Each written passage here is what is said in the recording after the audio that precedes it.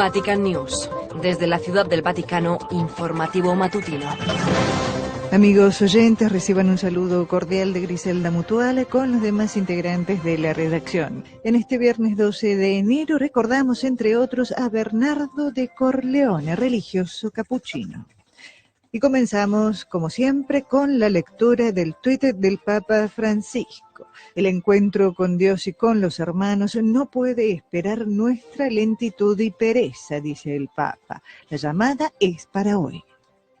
La oración cristiana es valiente y nace de la fe, dijo el Santo Padre en Santa Marta al celebrar la misa matutina, reflexionando sobre la liturgia del día. No recemos como loros ni sin interés en lo que pedimos, sino supliquemos al Señor que ayude nuestra poca fe ante las dificultades.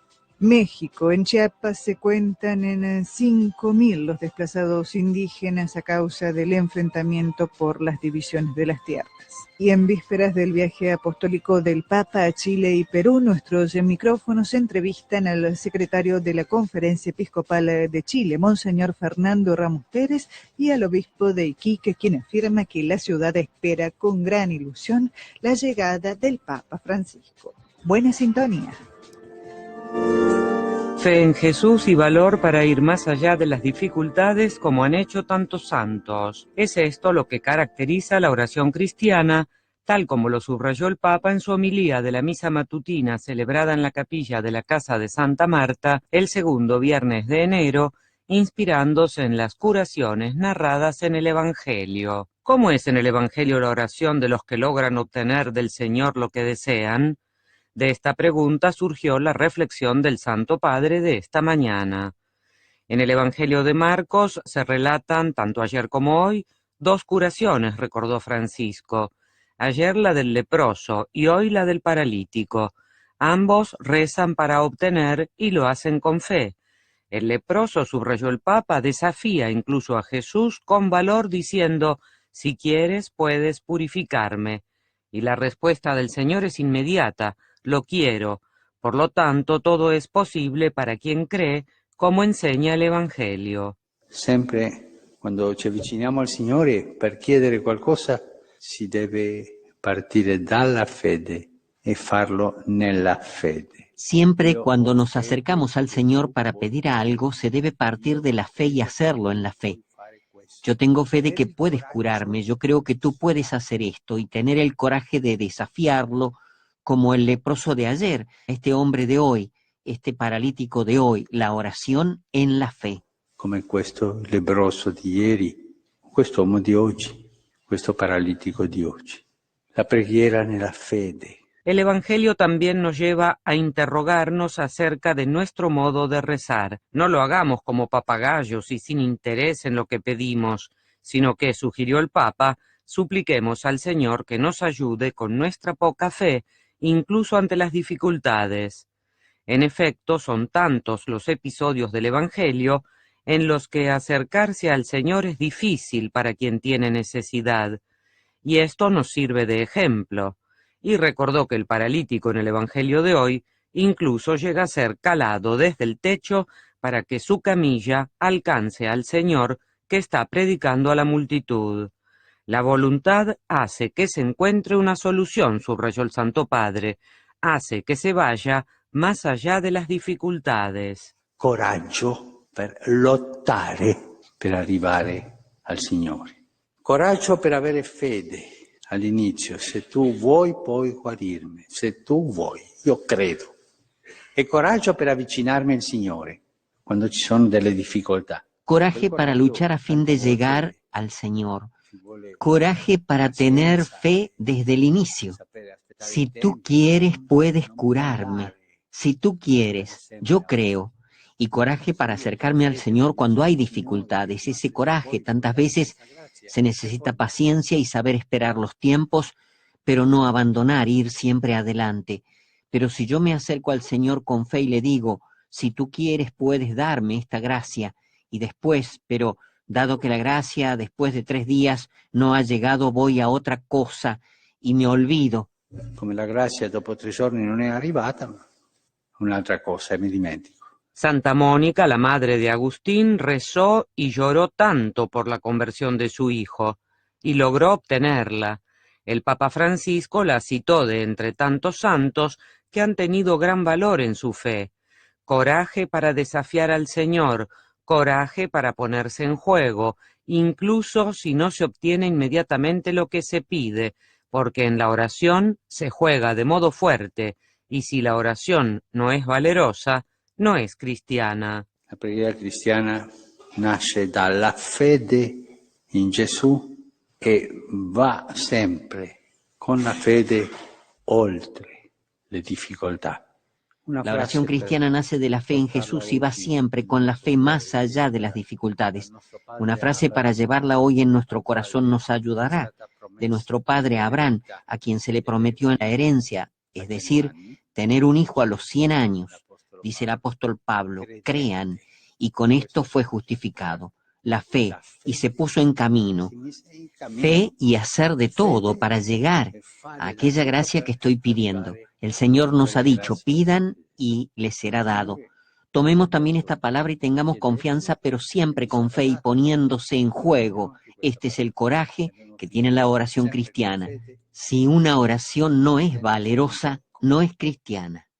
E questo è il coraggio che ha la preghiera cristiana. Se una preghiera non è coraggiosa, non è cristiana.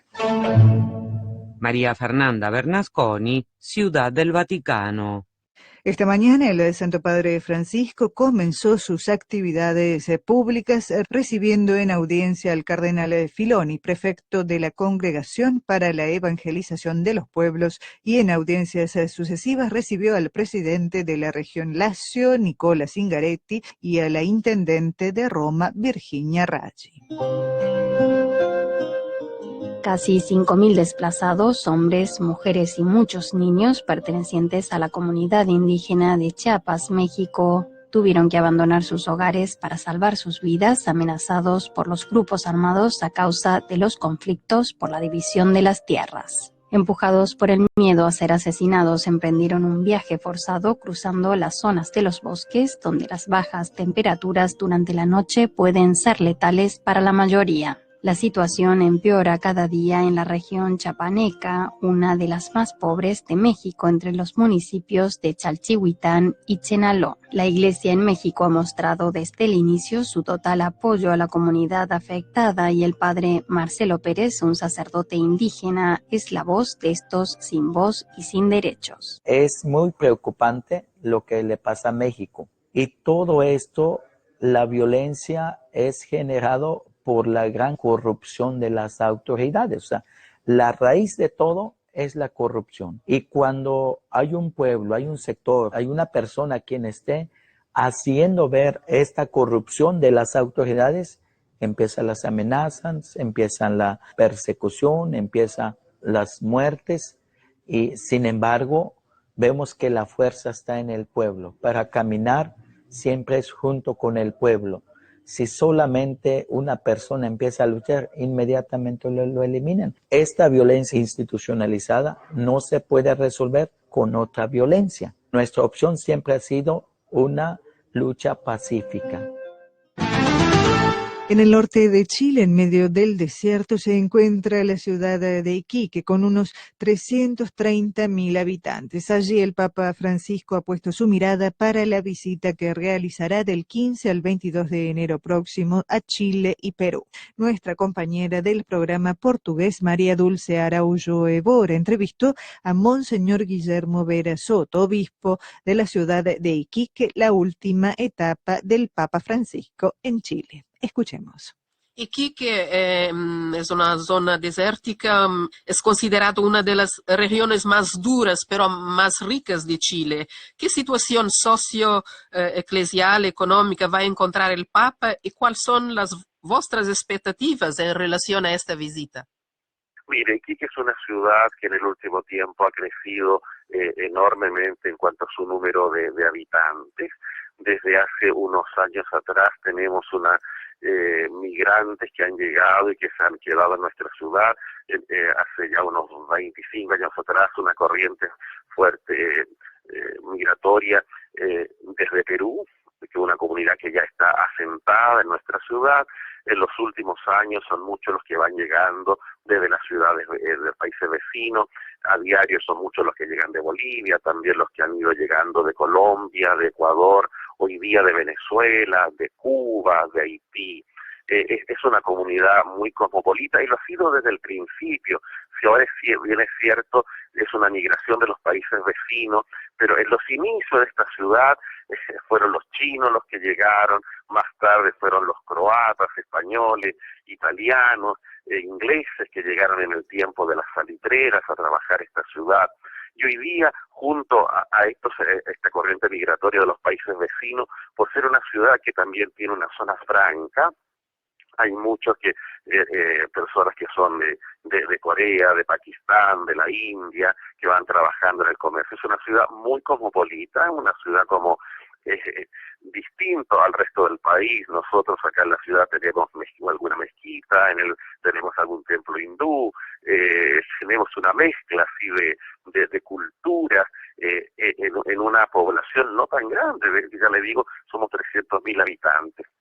Es una zona que como tal, su riqueza en un primer momento fue el salitre, después fue la pesca, en este momento es el comercio en la zona franca y algo de la minería. También tenemos situaciones muy grandes de pobreza, nos faltan muchas viviendas para los iquiqueños, para los chilenos y hoy día sobre todo para los que van llegando de los países vecinos, la corriente migratoria. Tenemos situaciones que en Chile llamamos de tomas de terreno, o sea, de las personas cuando no tienen dónde vivir o porque los arriendos son muy caros, van y se toman algunos terrenos en el desierto y comienzan a construir ahí con muchas limitaciones sus casas, con la esperanza de que con el tiempo se les pueda construir algo más digno. Y hoy día son varias las tomas que tenemos, que eso implica que hay una pobreza grande en no pocos hermanos nuestros. En Vatican News, la nueva plataforma informativa de la Santa Sede, nos encontramos con Monseñor Fernando Ramos Pérez, secretario general de la Conferencia Episcopal de Chile. ¿Cómo son las expectativas de los pobladores de estas ciudades ante la visita del Papa Francisco? Bueno, bien sabido que Chile es un país muy largo y muy angosto, de manera que las diferencias se dan de norte a sur, no tanto de este a oeste, porque es muy delgado. De manera que el Papa ha elegido otras 3 ciudades y cada una es representativa de ámbitos y realidades muy distintas unas de otras. Una Iquique, que es representativa del norte, Santiago, la capital, representativa del centro, y Temuco, representativa del sur. En el caso de esta última, Temuco, hay una situación no solamente representativa del sur, sino también local, asociado a los pueblos originarios que habitaban todo el sur de Chile, que es el pueblo mapuche, y lo que se da a conocer, y todos sabemos que es el conflicto en la Araucanía. De manera que yo creo que hay una gran expectativa de que la visita del Santo Padre vaya a ser un momento de reflexión, de encuentro, de iluminación para resolver conflictos que efectivamente han existido y todavía existen en esa región, que tienen que ver con los pueblos originarios, de cómo se integran a la sociedad chilena, cómo participan en ella, cómo se les reconoce su propia identidad.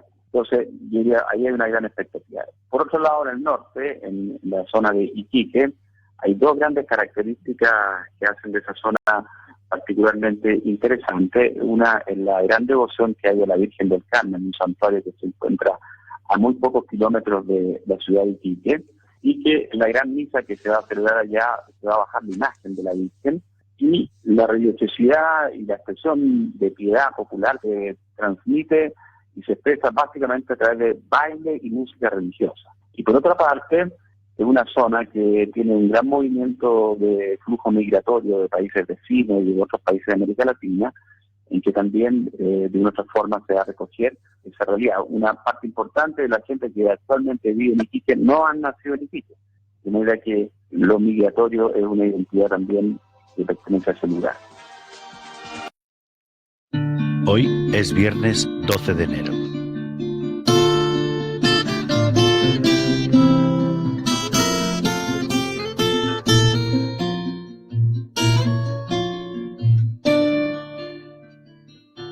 me preparo para encontrarme con el Señor, pidiéndole que disponga mis sentidos para poder escuchar su voz, contemplar el Evangelio con su mirada y abrir mi corazón para que sienta desde el suyo el amor por el mundo y las personas que en él habitan.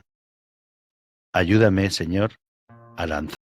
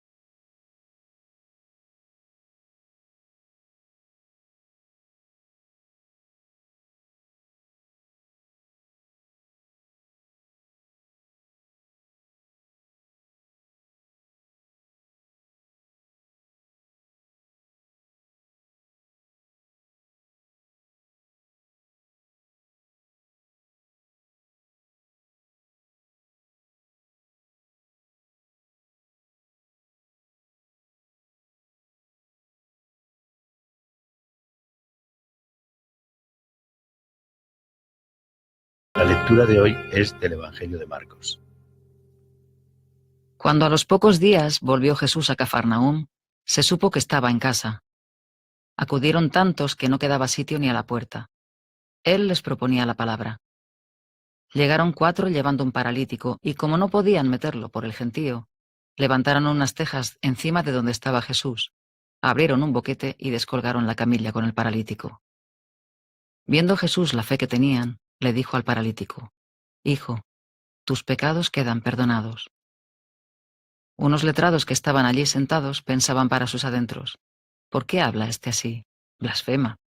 ¿Quién puede perdonar pecados fuera de Dios?». Jesús se dio cuenta de lo que pensaban y les dijo: «¿Por qué pensáis eso? ¿Qué es más fácil, decirle al paralítico: tus pecados quedan perdonados, o decirle: levántate, toma la camilla y echa a andar? Pues para que veáis que el Hijo del Hombre tiene potestad en la tierra para perdonar pecados». Entonces le dijo al paralítico: «Contigo hablo. Levántate, toma tu camilla y vete a tu casa». Se levantó inmediatamente, agarró la camilla y salió a la vista de todos. Se quedaron atónitos y daban gloria a Dios diciendo: «Nunca hemos visto una cosa igual».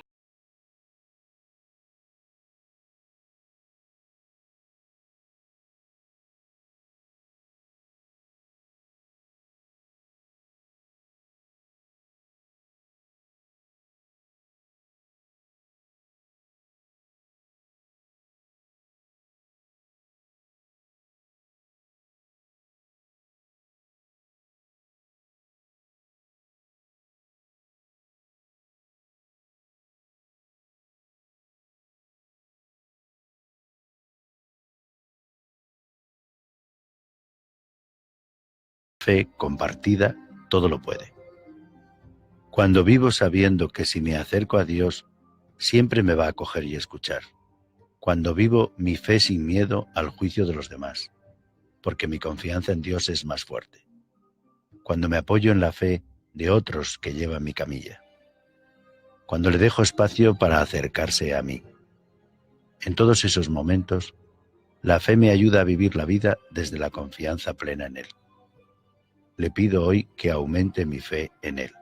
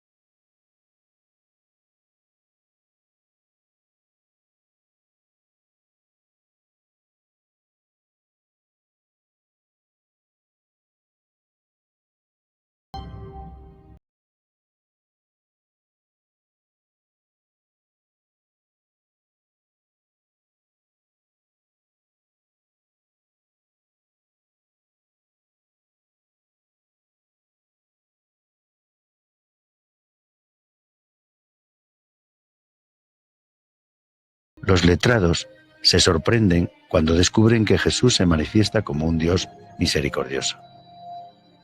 Les escandaliza que Jesús perdone los pecados solo con ver la actitud y el deseo de querer acercarse a Dios en el paralítico. ¿Qué imagen de Dios tenían los letrados? La de un Dios duro e implacable. Me pregunto si el Dios misericordioso, que perdona los pecados a aquel que se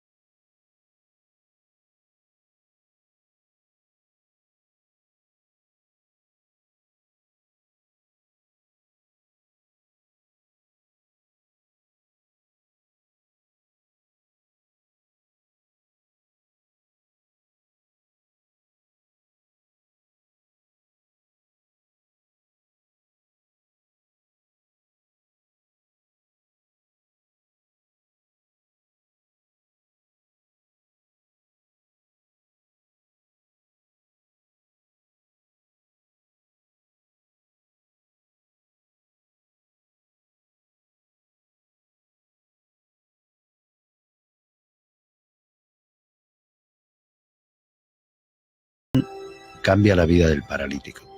Le hace ponerse de pie y volver a casa como nunca lo había hecho.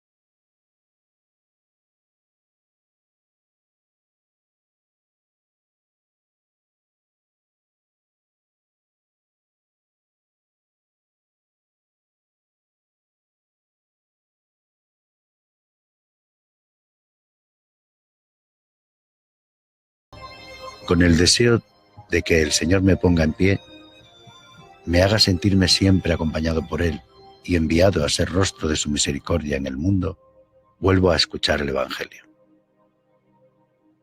Cuando a los pocos días volvió Jesús a Cafarnaúm, se supo que estaba en casa. Acudieron tantos que no quedaba sitio ni a la puerta. Él les proponía la palabra. Llegaron 4 llevando un paralítico y como no podían meterlo por el gentío, levantaron unas tejas encima de donde estaba Jesús, abrieron un boquete y descolgaron la camilla con el paralítico. Viendo Jesús la fe que tenían, le dijo al paralítico: «Hijo, tus pecados quedan perdonados». Unos letrados que estaban allí sentados pensaban para sus adentros: «¿Por qué habla este así? Blasfema. ¿Quién puede perdonar pecados fuera de Dios?». Jesús se dio cuenta de lo que pensaban y les dijo: «¿Por qué pensáis eso? ¿Qué es más fácil, decirle al paralítico: tus pecados quedan perdonados, o decirle: levántate, toma la camilla y echa a andar? Pues para que veáis que el Hijo del Hombre tiene potestad en la tierra para perdonar pecados». Entonces le dijo al paralítico: «Contigo hablo. Levántate, toma tu camilla y vete a tu casa». Se levantó inmediatamente, agarró la camilla y salió a la vista de todos. Se quedaron atónitos y daban gloria a Dios diciendo: «Nunca hemos visto una cosa igual».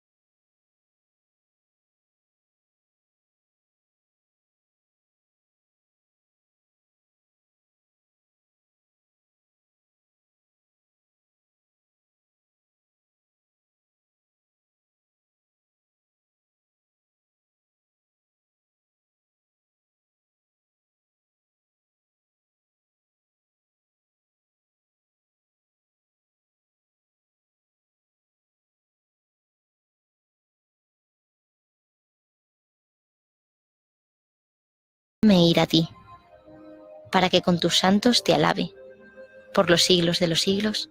Amén. Levanto mis ojos a los montes, ¿quién me ayudará? La ayuda me viene del Señor, por su gran compasión. Hoy viernes escuchemos el Evangelio de San Marcos en el capítulo 2, versos del 1 al 12. Cuando Jesús volvió a Cafarnaúm, corrió la voz de que estaba en casa, y muy pronto se aglomeró tanta gente que ya no había sitio frente a la puerta.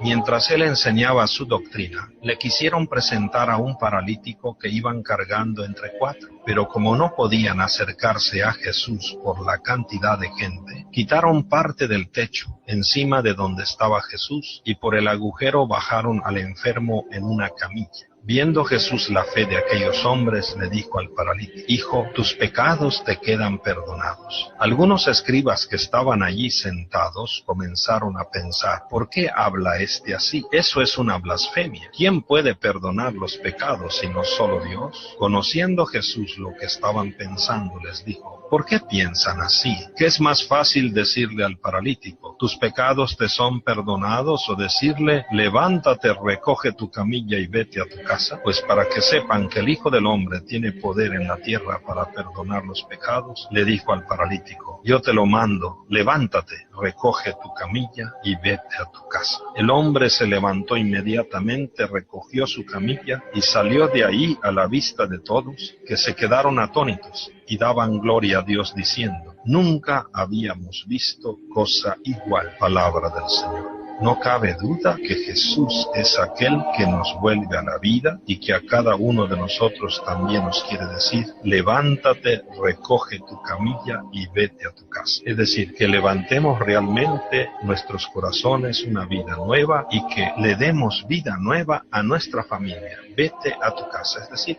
que empecemos a transformar este mundo a través de nuestra familia. Este mundo necesita de hombres y mujeres de fe que lleven a esa gente que está paralítica hacia Jesús. Jesús, que es el único que nos hace caminar de nuevo y con nuevo rumbo.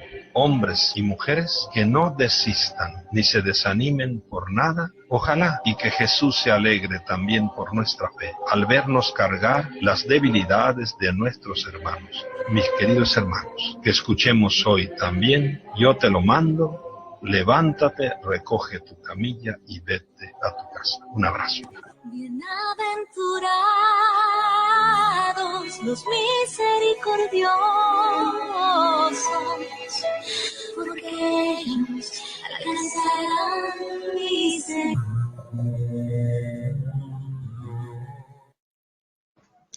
Son muchos los religiosos que al entrar en una congregación han cambiado su nombre. Es el caso de uno de los santos que celebramos hoy, 12 de enero, San Bernardo de Corleone. Filippo Latini, que es como se llamaba, nuestro santo de hoy, nació en Corleone, en Sicilia, el 6 de febrero de 1605. De joven fue zapatero de oficio. Era de una familia muy buena, que le dio una buena educación, pero también tenía él un carácter muy fuerte. Dicen que en cierta ocasión tuvo un enfrentamiento con otro joven y después de las palabras pasaron a las manos. Ambos desenfundaron la espada y tras un breve duelo, el otro quedó gravemente herido. Al huir de la justicia humana, buscó refugio en una iglesia, invocando el derecho de asilo, pero, aunque se libró de la justicia humana, no pudo escapar de su conciencia. En la soledad y en la meditación reflexionó sobre el delito cometido y sobre toda su vida. Se arrepintió, invocó el perdón de Dios y de los hombres y se puso a hacer penitencia. Para reparar sus pecados, con vestido de penitente, decidió tomar el sayal de los hermanos menores capuchinos. Se marchó a Sicilia y tomó el nombre de Bernardo, y en el convento ejerció casi siempre el oficio de cocinero o de ayudante de cocina. Además atendía a los enfermos y realizaba gran cantidad de trabajo complementarios, ¿no?, con el deseo de ser útil a todos, a los hermanos sobrecargados de trabajo y a los sacerdotes. No sabía mucho de letras, pero alcanzó las alturas de la contemplación, curó enfermos, se tomó en serio el Evangelio y trató de vivirlo con todas sus consecuencias durante más de 35 años, hasta que murió el 12 de enero de 1667 con 62 años. Juan Pablo II lo canonizó el 10 de junio de 2001 y con su testimonio me despido de ti hasta mañana. Te espero aquí en Diócesis TV. Casi 5.000 desplazados, hombres, mujeres y muchos niños pertenecientes a la comunidad indígena de Chiapas, México, tuvieron que abandonar sus hogares para salvar sus vidas, amenazados por los grupos armados a causa de los conflictos por la división de las tierras. Empujados por el miedo a ser asesinados, emprendieron un viaje forzado cruzando las zonas de los bosques, donde las bajas temperaturas durante la noche pueden ser letales para la mayoría. La situación empeora cada día en la región chiapaneca, una de las más pobres de México, entre los municipios de Chalchihuitán y Chenaló. La Iglesia en México ha mostrado desde el inicio su total apoyo a la comunidad afectada y el padre Marcelo Pérez, un sacerdote indígena, es la voz de estos sin voz y sin derechos. Así lo escuchamos en una de sus entrevistas concedidas desde que surgieran los primeros enfrentamientos y amenazas. Es muy preocupante lo que le pasa a México. Y todo esto, la violencia es generado por la gran corrupción de las autoridades. O sea, la raíz de todo es la corrupción. Y cuando hay un pueblo, hay un sector, hay una persona quien esté haciendo ver esta corrupción de las autoridades, empiezan las amenazas, empiezan la persecución, empiezan las muertes y sin embargo vemos que la fuerza está en el pueblo. Para caminar siempre es junto con el pueblo. Si solamente una persona empieza a luchar, inmediatamente lo eliminan. Esta violencia institucionalizada no se puede resolver con otra violencia. Nuestra opción siempre ha sido una lucha pacífica.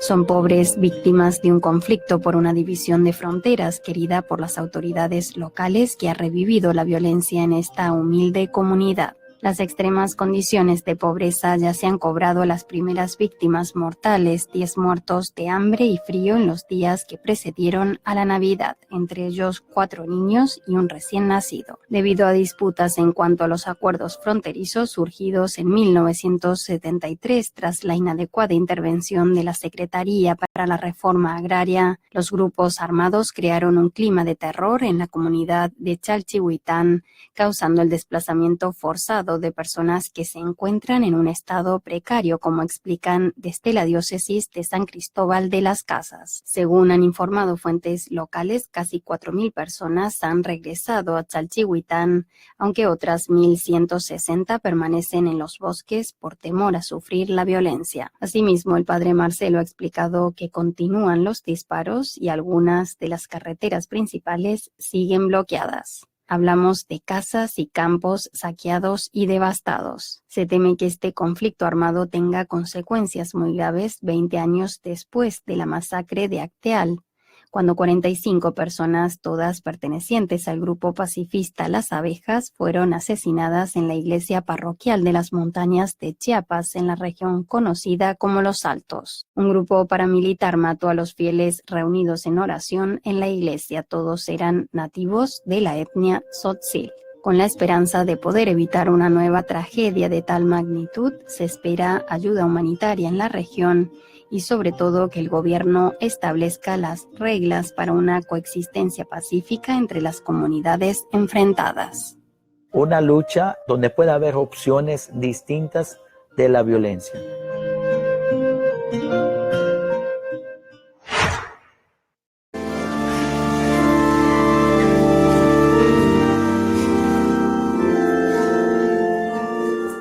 Fe en Jesús y valor para ir más allá de las dificultades como han hecho tantos santos. Es esto lo que caracteriza la oración cristiana, tal como lo subrayó el Papa en su homilía de la misa matutina celebrada en la capilla de la Casa de Santa Marta el segundo viernes de enero, inspirándose en las curaciones narradas en el Evangelio. ¿Cómo es en el Evangelio la oración de los que logran obtener del Señor lo que desean? De esta pregunta surgió la reflexión del Santo Padre de esta mañana. En el Evangelio de Marcos se relatan, tanto ayer como hoy, 2 curaciones, recordó Francisco. Ayer la del leproso y hoy la del paralítico. Ambos rezan para obtener y lo hacen con fe. El leproso, subrayó el Papa, desafía incluso a Jesús con valor diciendo, si quieres puedes purificarme. Y la respuesta del Señor es inmediata, lo quiero. Por lo tanto, todo es posible para quien cree, como enseña el Evangelio. Sempre quando ci avviciniamo al Signore per chiedere qualcosa si deve partire dalla fede e farlo nella fede. Siempre cuando nos acercamos al Señor para pedir algo, se debe partir de la fe y hacerlo en la fe. Yo tengo fe de que puedes curarme, yo creo que tú puedes hacer esto y tener el coraje de desafiarlo, como el leproso de ayer, este hombre de hoy, este paralítico de hoy, la oración en la fe. Come questo leproso di ieri, questo uomo di oggi, questo paralitico di oggi. La preghiera nella fede. El Evangelio también nos lleva a interrogarnos acerca de nuestro modo de rezar. No lo hagamos como papagayos y sin interés en lo que pedimos, sino que, sugirió el Papa, supliquemos al Señor que nos ayude con nuestra poca fe, incluso ante las dificultades. En efecto, son tantos los episodios del Evangelio en los que acercarse al Señor es difícil para quien tiene necesidad, y esto nos sirve de ejemplo. Y recordó que el paralítico en el Evangelio de hoy incluso llega a ser calado desde el techo para que su camilla alcance al Señor que está predicando a la multitud. La voluntad hace que se encuentre una solución, subrayó el Santo Padre, hace que se vaya más allá de las dificultades. Coraggio per lottare per arrivare al Signore. Coraggio per avere fede all'inizio. Se tu vuoi puoi guarirmi. Se tu vuoi, io credo. E coraggio per avvicinarmi al Signore quando ci sono delle difficoltà. Coraje para luchar a fin de llegar al Señor. Coraje para tener fe desde el inicio. Si tú quieres, puedes curarme. Si tú quieres, yo creo. Y coraje para acercarme al Señor cuando hay dificultades. Ese coraje, tantas veces se necesita paciencia y saber esperar los tiempos, pero no abandonar, ir siempre adelante. Pero si yo me acerco al Señor con fe y le digo, si tú quieres, puedes darme esta gracia, y después, pero dado que la gracia después de 3 días no ha llegado, voy a otra cosa y me olvido.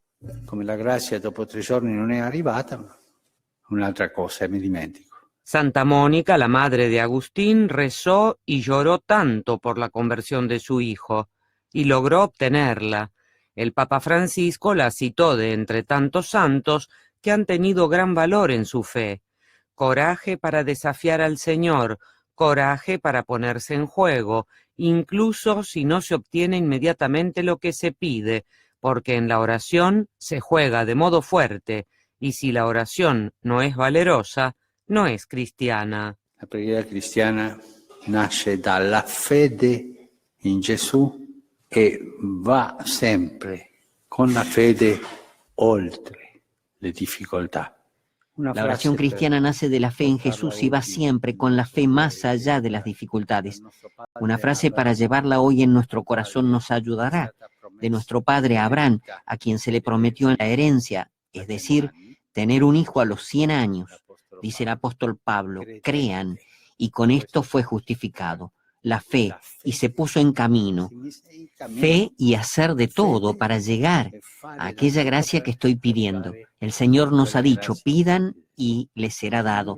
Tomemos también esta palabra y tengamos confianza, pero siempre con fe y poniéndose en juego. Este es el coraje que tiene la oración cristiana. Si una oración no es valerosa, no es cristiana. E questo è il coraggio che ha la preghiera cristiana. Se una preghiera non è coraggiosa, non è cristiana. María Fernanda Bernasconi, Ciudad del Vaticano.